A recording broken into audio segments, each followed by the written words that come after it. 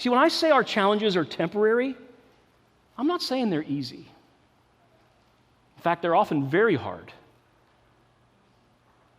Paul's circumstances were awful. They were awful.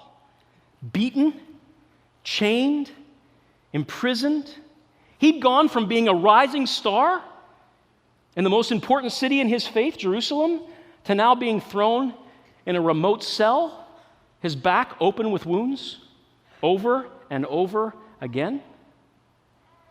But what sustained him, what fueled his ability to hold on to joy, was his focus on forever, even in the face of what was temporary.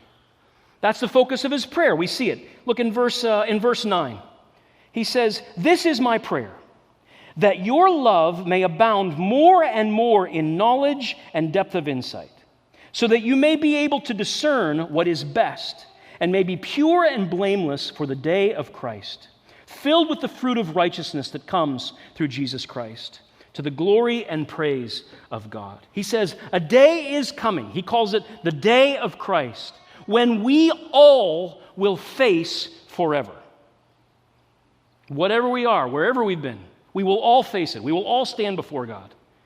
And what will matter then is not the temporary struggles of our life, as brutal as they can be.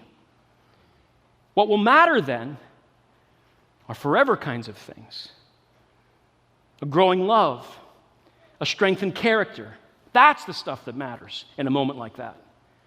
So I will focus on those things. Paul says, I will pray for those things. My prayer isn't just that God will make my life easier or take away my struggles or give me what I want. My prayer for myself and for you is that our love will abound. It will snowball. It will grow.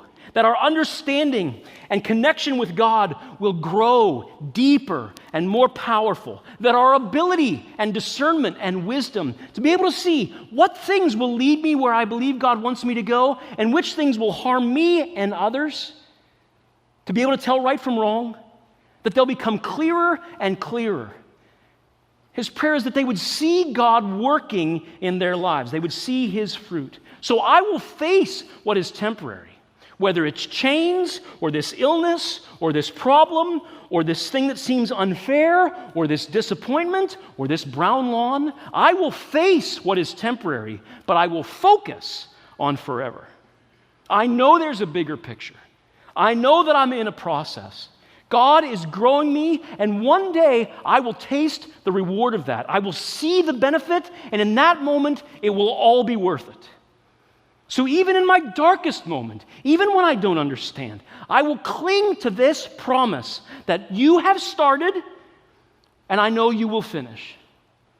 I will not stop the movie early or close the book before it's done. I will stick with this, trusting that He who has the power to save me also has the power to sustain me. That the one who is good enough to begin working in my life is faithful enough not to abandon me, even when it feels hard. Throughout this letter, Paul says it over and over. Don't get caught up in what's temporary. Remember there's something bigger. Focus on forever. That's the source of this joy that goes beyond little bumps or lifts of happiness, but taps into a deep well where we can fuel lasting sense of well-being based on the everyday confidence in God.